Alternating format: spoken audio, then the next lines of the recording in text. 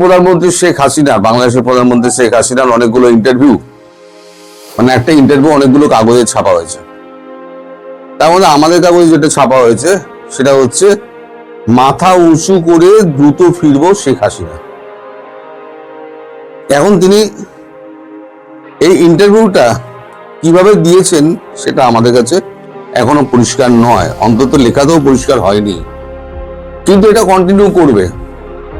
যে লিখেছে তাকে আমি খুব বিশ্বাস করি, তার নামে বেশ কয়েকবার করেওছি অগ্নি রায়।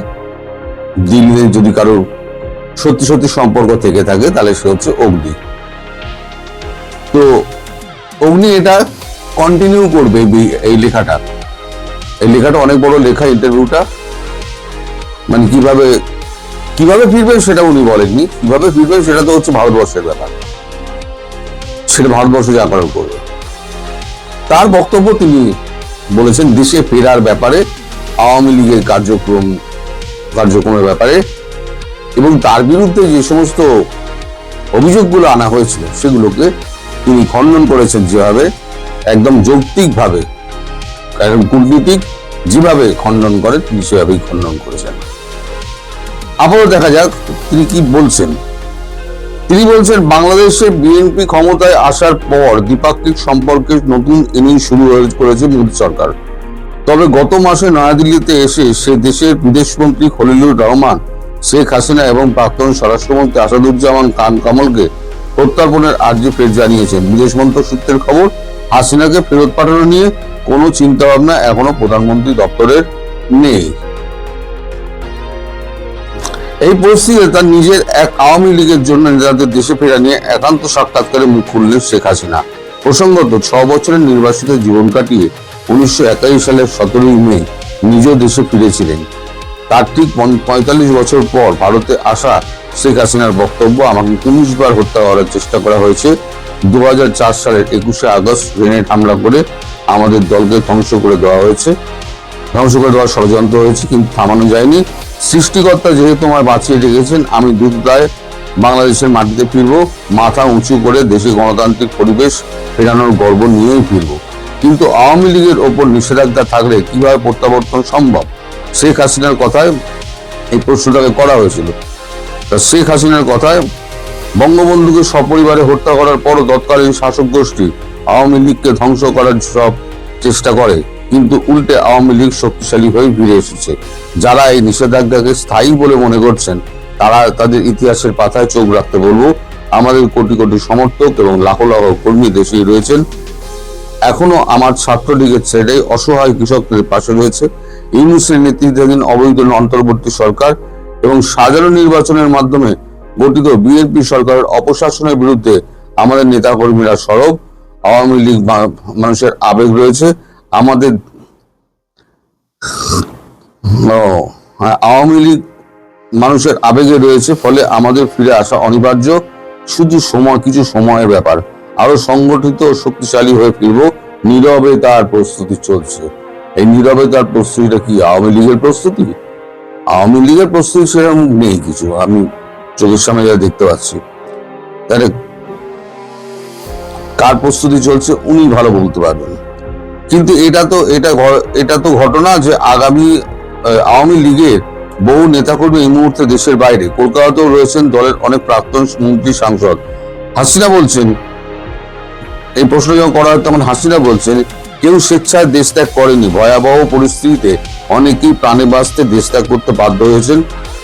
দলের বেশি নেতাকর্মীর 600-র বেশি নেতাকর্মীকে নির্মমভাবে হত্যা করা হয়েছে। 1.5 লাখ নেতাকর্মীকে মিথ্যে মামলায় গ্রেপ্তার করা হয়েছে। কারাবন্দীদের ন্যূনতম আইনি অধিকার দেওয়া হচ্ছে না। এই অবস্থায় যারা বাইরে রয়েছেন তারা বিশ্বের বিভিন্ন মানবাধিকার সংগঠনে বাংলাদেশের প্রকৃত পরিস্থিতি তুলে ধরছেন, সামাজিক মাধ্যমে সক্রিয় হয়েছেন। দেশের ন্যূনতম গণতান্ত্রিক পরিবেশে আইন ও শাসন তৈরি হলেই তবে ফিরবেন। শত প্রতিকূলতার মধ্যেও তার দলীয় কর্মসূচি পালন করছেন। দল তার সর্বোচ্চ শত প্রতিকূলতার মধ্যেও যারা দলীয় কর্মসূচি পালন করছেন, দল তাদের সর্বোচ্চ মূল্যায়ন করবে। এই লাইনটা খুব গুরুত্বপূর্ণ। মানে এখন যারা এই কর্মসূচি পালন করছে এত ঝড় ঝাপটার সামলে, তারাই কিন্তু সর্বোচ্চ মূল্যায়ন পাবে। ভারতের সঙ্গে সম্পর্কের মূল্যায়ন কিভাবে করছে শেখ হাসিনা, বিশেষ করে তার বিরুদ্ধে ভারত বিরোধীদের বরাবরই অভিযোগ ভারত তোষণের। হাসিনার কথায় আমরা বিরোধী শক্তিরা সর্বদাই এই অভিযোগ করেছে, আমাদের বিরোধী শক্তিরা সর্বদাই এই অভিযোগ করেছে আওয়ামী লীগ নাকি ভারতের কাছে দেশ বিক্রি করে দিয়েছে, দেশ বিরোধী চুক্তি করেছে। কিন্তু খেয়াল করে দেখুন, অন্তর্বর্তীকালীন সরকার অথবা বর্তমান বিএনপি সরকার এখনো পর্যন্ত একটিও দেশ বিরোধী চুক্তি সামনে হাজির করতে পারেনি। তাদের মিথ্যাচার প্রমাণিত হচ্ছে। তার সঙ্গে সংযোজন 1996 সালে ক্ষমতায় এসেই আমরা গঙ্গা পানি চুক্তি করেছিলাম। 1914 সালে আন্তর্জাতিক আদালতে সমুদ্র সীমা সংক্রান্ত বিরোধ নিষ্পত্তির মাধ্যমে ভারতের কাছ থেকে প্রায় 20,000 বর্গ কিলোমিটার সমুদ্র সীমা বাংলাদেশের মানচিত্রে যোগ করেছিলাম। 2015 সালের স্থল সীমান্ত চুক্তির মাধ্যমে ছিটমহল সমস্যার স্থায়ী সমাধান করে গিয়েছে। ভারত বাংলাদেশ মৈত্রী পাইপলাইন এই জ্বালানি সংকটের সময়ও বাংলাদেশের লাইফ লাইন। এর মধ্যে কোনটা অন্য দেশের দাবিদারি বিএনপি বলুক, এই ঘটনা যে বিদেশ নীতির ক্ষেত্রে আওয়ামী লীগ দেশের জনগণের স্বার্থকেই অগ্রাধিকার দিয়ে এসছে। লেখাটা পড়ে মনে হলো এটা চলবে, লেখা আছে চলবে, লেখাটা পড়ে মনে হলো যে এটা একটা ইন্টারভিউ। কারণ পরস্পর কথাবার্তার যে ঢংটা যেটা দেখা যাচ্ছে তাতে মনে হচ্ছে এটা একটা ইন্টারভিউ। অর্থাৎ এতদিন যেটা উনি টেলিফোন ইমেলে ইন্টারভিউটা দিতেন, এখন সেটা মনে হচ্ছে সামনাসামনি। এখন অনেকগুলো কাগজে বেরিয়েছে, মিলেনিয়াম পোস্টে বেরিয়েছে, তারপর আমাদের টাইমস অফ ইন্ডিয়ায় বেরিয়েছে, ওয়াই1-এ বেরিয়েছে, অনেকগুলো জায়গায় বেরিয়েছে। যারা যারা একটা দিন বোধহয় টাইম দিয়েছিলেন উনি, সবাই মিলে গিয়ে তার ইন্টারভিউ নিয়েছে।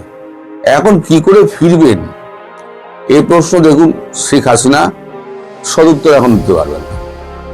এইটা শেখ হাসিনার নির্ভর করছে ভারতবর্ষের উপরে সম্পূর্ণ।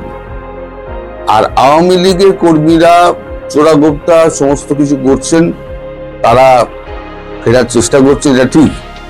কিন্তু আওয়ামী লীগের নেতা এবং মন্ত্রীরা যতক্ষণ না দেশে ফিরে তারা দলের হাত ধরছেন, ততক্ষণ পর্যন্ত কিন্তু আওয়ামী লীগের কর্মীরা সেই শক্তিটা পাবে না। এটা একদম মানে ধ্রুব সত্য।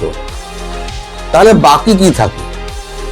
বাকি থাকে একটাই, সেটা হচ্ছে লাঠৌষধি। এই যে তাড়াতাড়ি বেড়া ফেরা দেওয়া কমপ্লিট হচ্ছে, বেশি দেরি করো না, আমাদের হাতে অত সময় নেই। গতকালকেও আমি বলেছি যে শুভেন্দুকে যেটা বলা হয়েছে, এবং শুভেন্দু তাড়াতাড়ি কাজ করছে। আমার মনে হয় ভারতবর্ষ আর বেশি দিন অপেক্ষা করবে না। ভারতবর্ষ এই ঝামেলা থেকে মুক্ত হতে চায়। যে পাশের রাষ্ট্রে একটা এরকম দুর্বিনীত সরকার বসে আছে আর তারা মাস্টার ন্যায় করে যাবে। তারপর সকালে যেটা বললাম, যেটা ইন্টারভিউতে যেটা শুভেন্দু বলেছে যে দুদেশের জামাতকে আমি উৎখাত করে ছাড়বো, তার মানে বাংলা দিয়ে ওই যে পূর্ব দিয়ে আক্রমণের কথা বলা হয়েছে না, এবার ভারত পূর্ব দিক দিয়ে হয়তো আক্রমণটা করবে আমার যতদূর মনে হচ্ছে।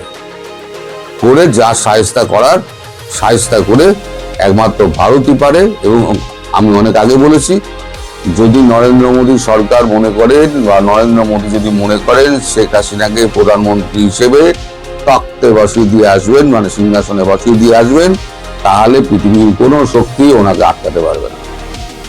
এত কিছু করেও আমেরিকার মতো শক্তিমান দেশ কিন্তু ভারতকে টলাতে পারেনি, নরেন্দ্র মোদীকে টলাতে পারে।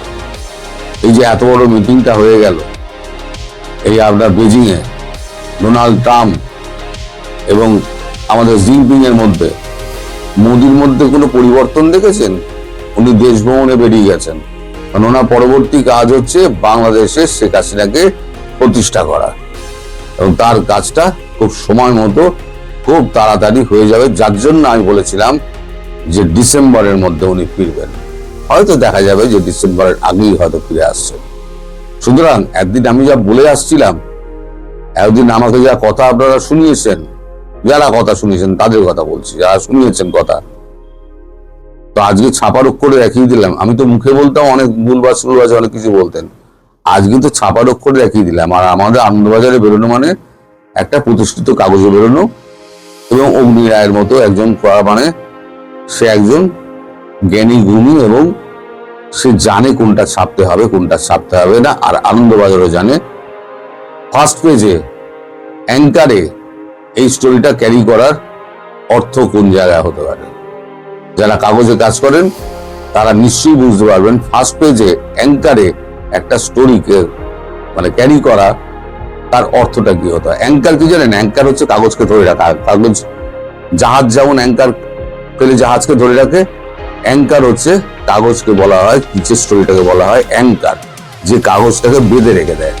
ওপরে লিড ধরে রাখে, তলার অ্যাঙ্কার ধরে রাখে, মধ্যখানে কাগজ থাকে। এইটা হচ্ছে কাগজের লেআউট।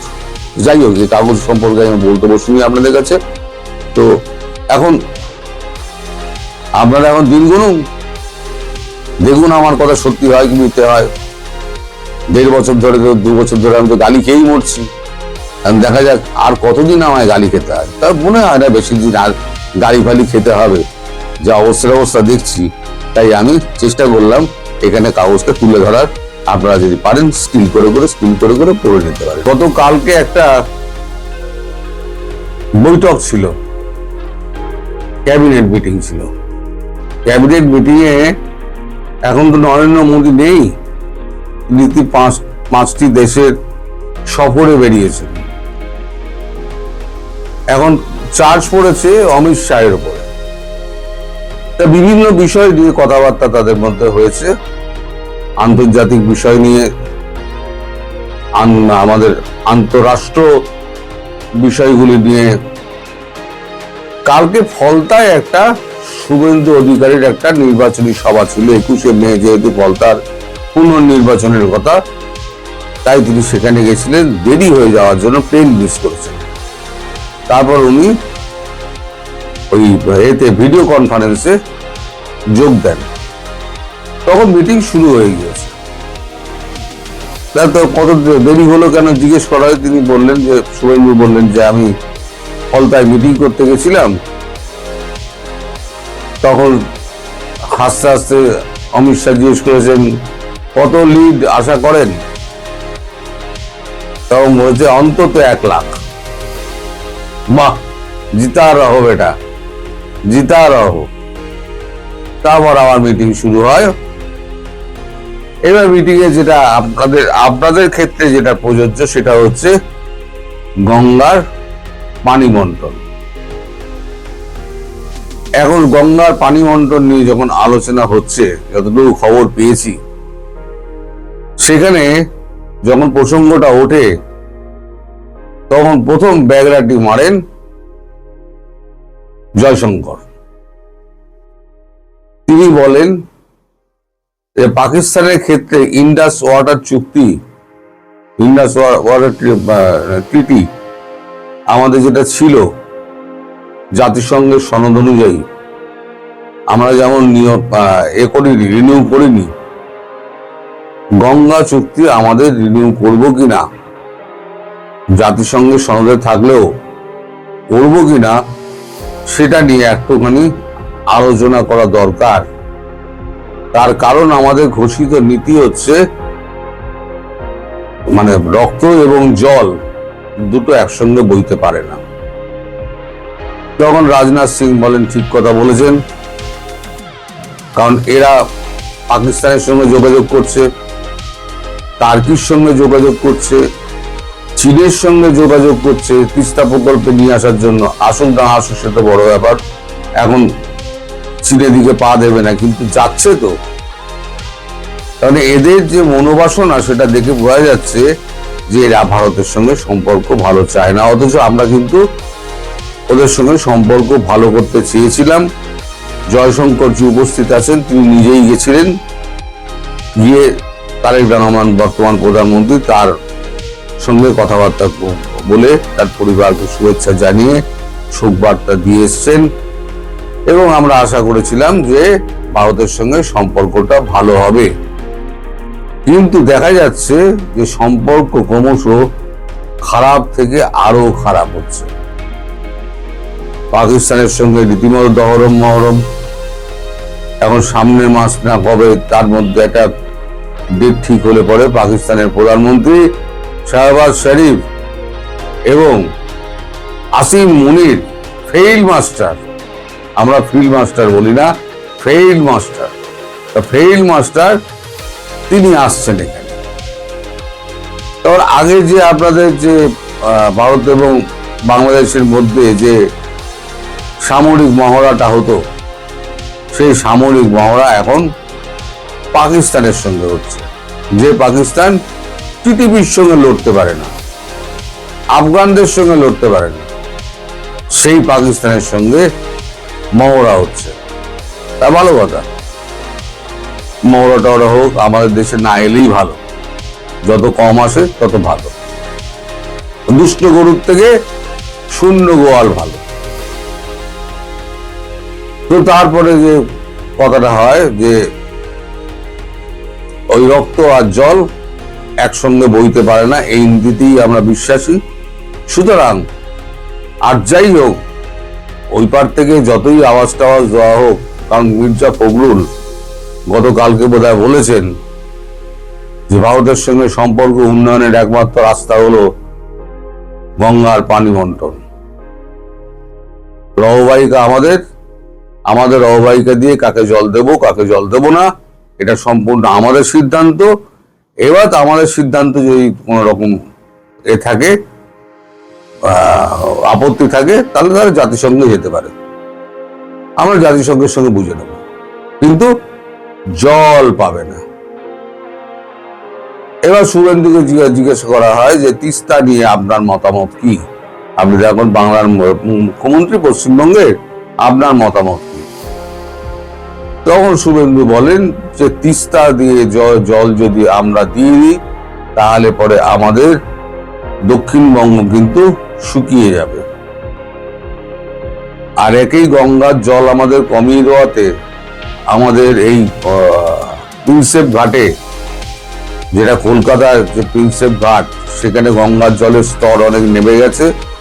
আগে এখানে জাহাজ ঢুকতে পারতো, মাল এখানেই খালাস হতো, কিন্তু এখন এখানে জাহাজ কেন, বড় লঞ্চও ঢুকতে যায় সমস্যা হয়।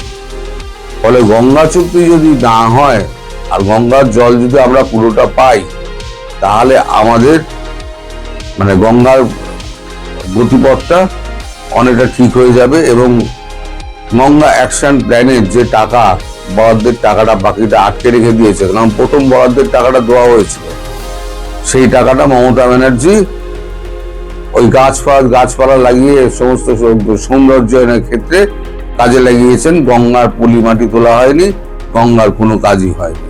সে টাকাটা পুরো অর্ধেক পকেটে গেছে, আর অর্ধেক হচ্ছে গাছগাছালি পোতা হয়েছে।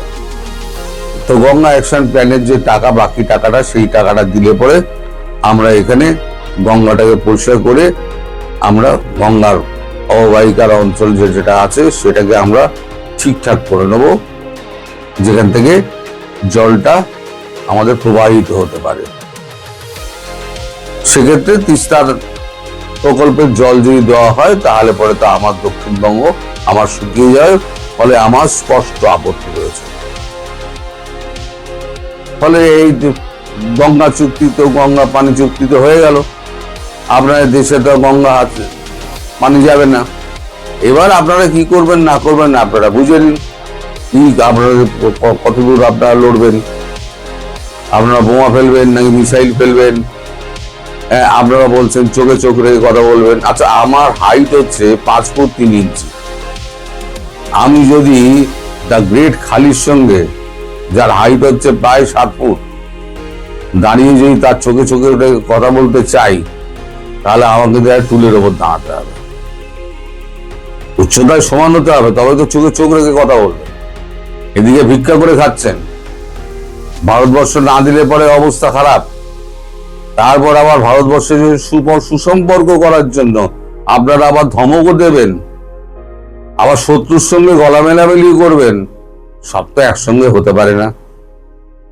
তারপরই শুভেন্দুকে অমিত শাহ বলেন, আপনি যে 45 দিনের কথা বলেছেন না, এই জমি দেওয়ার ব্যাপারে অত দেরি করা যাবে না, 30 দিনের মধ্যে জমি করতে হবে। আর আমি বিএসএফ কে বলে দিচ্ছি 15 দিনের মধ্যে কাঁটাতারের বেড়া কমপ্লিট করতে হবে, আর 15 দিনের মধ্যে ইলেকট্রিফিকেশন কমপ্লিট করতে হবে। তার মানে 2 মাস।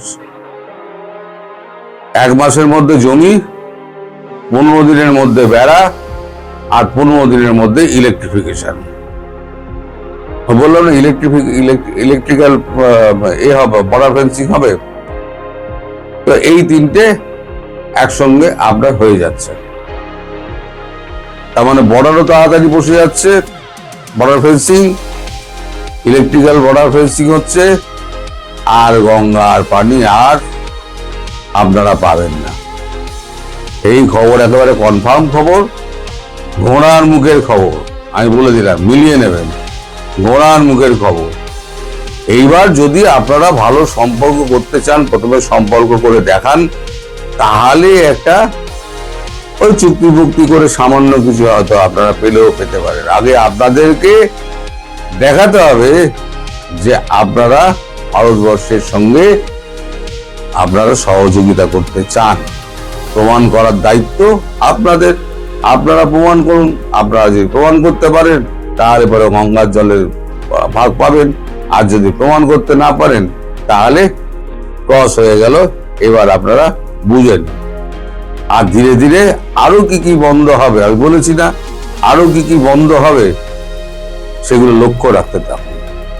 বর্ডার ফেন্সিংটা হয়ে যাক, তারপরে খেলা দেখবেন।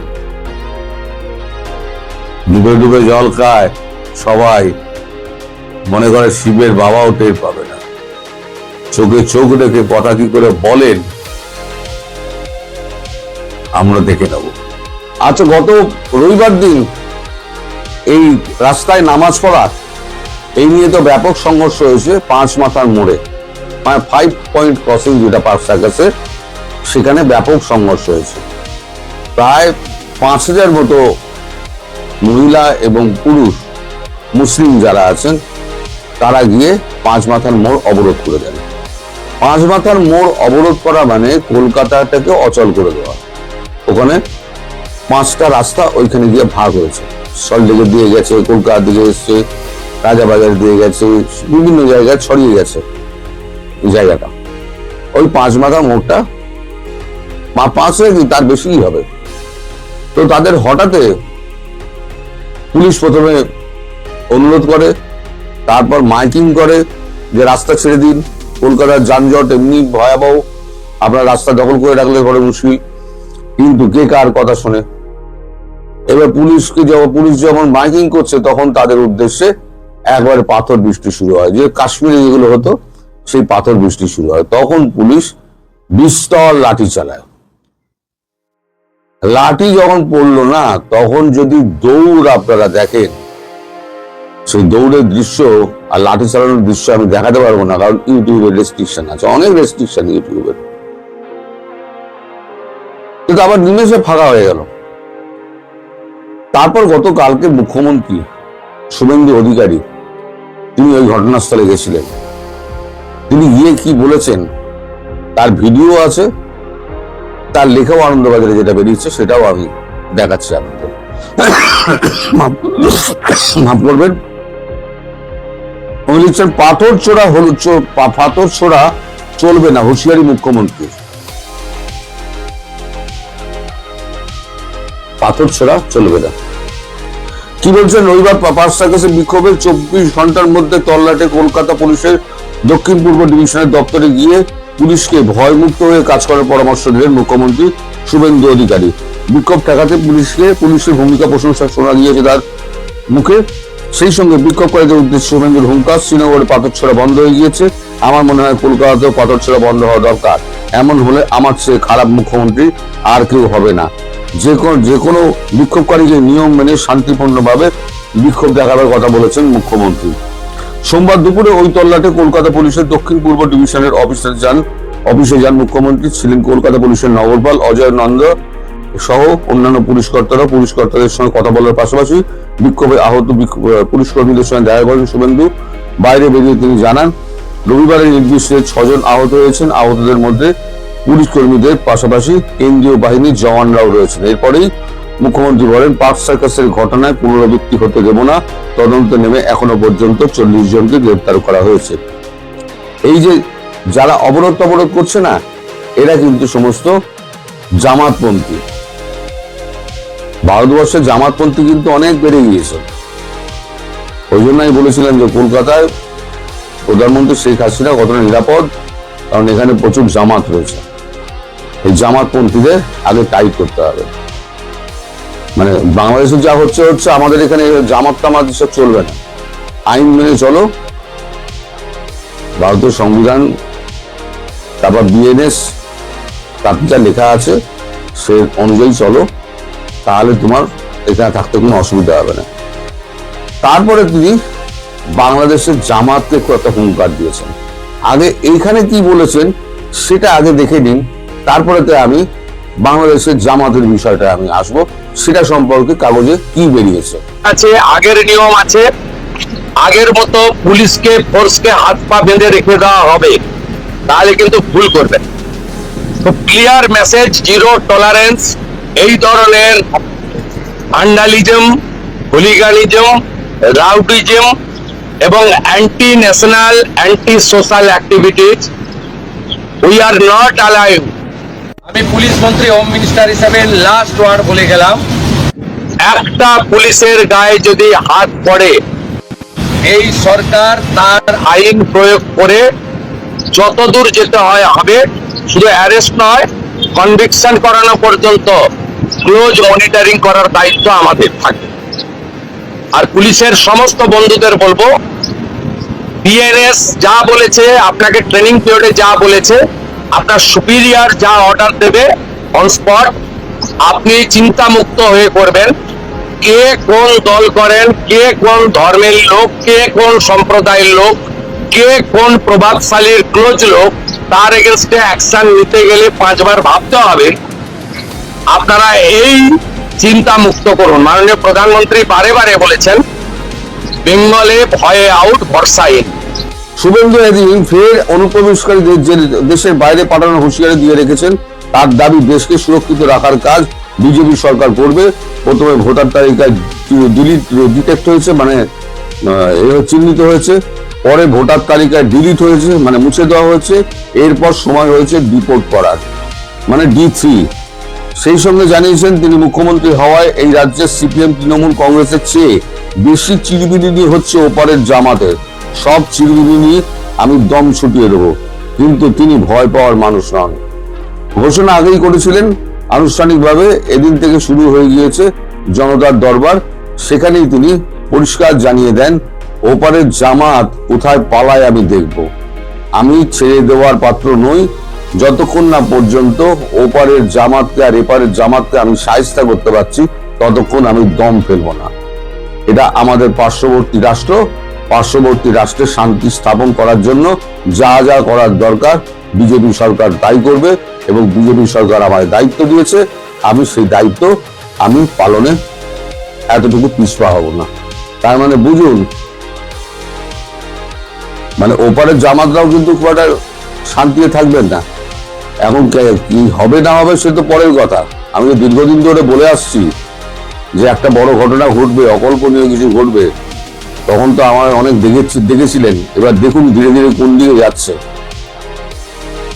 প্রধানমন্ত্রী শেখ হাসিনা এই প্রথম সরাসরি কাগজে একটি ইন্টারভিউ দিয়েছেন। এই প্রথম সাংবাদিকদের প্রশ্নের মুখোমুখি ইন্টারভিউ দিয়েছেন। সেটা আমি বিকেলবেলা, এই সন্ধ্যেবেলাতে আমি করবো, এইটার সঙ্গে মেলাবো না। এটা শুধু আমি আপনাদেরকে জানিয়ে দিচ্ছি যে ওপারের জামাত যারা আছেন আর এপারের জামাত যারা আছেন, তারা কেউ কিন্তু শান্তিতে থাকতে পারবেন না। তারা সব দেশ ছেড়ে পালাতে হবে, আর নইলে বঙ্গোপসাগরে গিয়ে ঝাঁপ দিতে হবে। সবাই ভালো থাকবেন, সুস্থ থাকবেন, সাবধানে থাকবেন। নমস্কার।